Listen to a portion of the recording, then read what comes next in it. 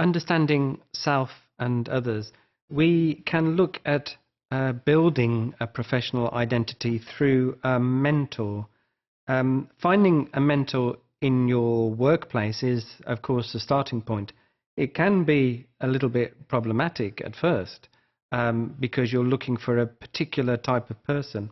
And the mentor works with the mentee regarding their professional identity and also their professional development. And it's under a formal mentoring process that the mentee, the person being mentored, can actually build their level of competence, build their identity as a teacher to ever increasing heights. It's not about reaching a level and stopping, it's about continued development. And the interesting thing is that in a mentor-mentee relationship, the mentor will grow professionally also. And we can look at this in terms of a diagram which represents the relationship very, very simply. On the left, we can see that it's not about competence for the mentee developing up to a fixed point, that of the mentor. It is very much, as we see on the right, about two people, the mentor and the mentee, coming together, and over time the mentee develops in competence and confidence, and there comes a point where both mentor and mentee grow professionally and in terms of their identity, and it becomes a mutually beneficial relationship. So what is the role of the mentor? Well, the mentor shares materials, but also goes beyond the very sort of practical aspect of the relationship. The mentor can actually share their goals and their ideas, can also share their values and beliefs about teaching and about education. And this is about sharing understandings and therefore building a collaborative relationship. This requires reflective practice to develop along with this relationship, and it is very much therefore a combined journey. It's not just the journey of the mentee, but also the journey of the mentor.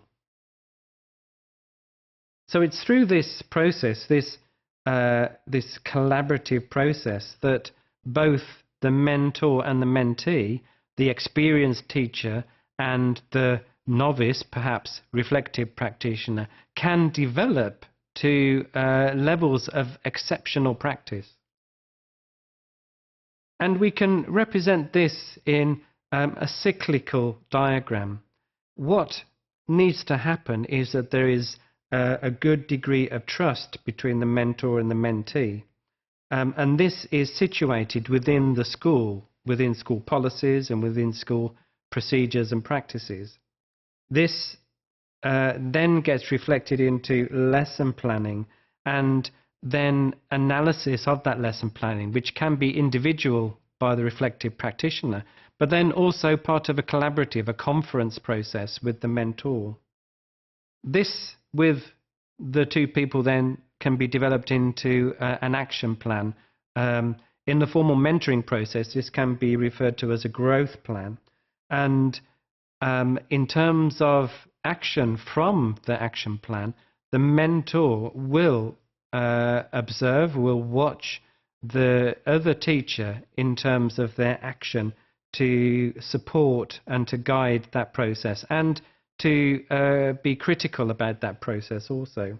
This then moves into another phase of discussion and dialogue and analysis, and also some coaching from the mentor with the person being mentored, which leads to another action plan and then builds trust for the pair in terms of their collaborative working. And this circular process builds both the professional, the personal, the emotional, and also the instructional competencies of both, which is what actually builds the professional identity of both. What do you do when you're seeking a mentor? Well, what you want to do is actually understand what the functions of a mentor are and try to identify somebody, try to find somebody who can meet those functions, who can provide that facility for you. Well, one function, of course, is teaching. The mentor is somebody who you would regard as highly experienced and highly proficient at teaching, somebody who you could watch, learn from, and experience with.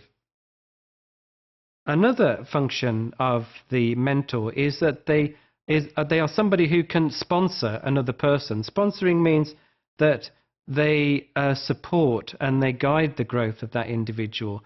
They can identify the strengths of the individual and help the individual build on those strengths, identify weaknesses and build their weaknesses. They're somebody who maybe will even advocate in the school environment for somebody else.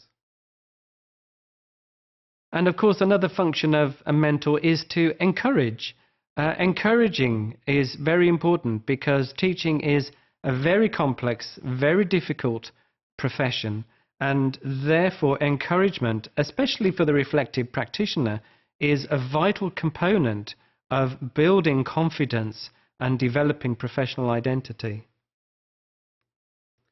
And also, the mentor needs to be a good counselor, somebody with good listening skills, somebody with good communication skills, somebody who is non-judgmental, perhaps unbiased, and somebody who we can confide in, knowing that anything we say is confidential and will not be judged.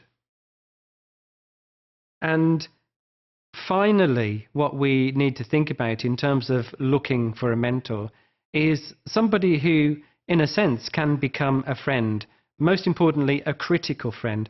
We're looking for somebody who can befriend us as a reflective practitioner and, in a way, look after and guide us as teachers as we build our identity.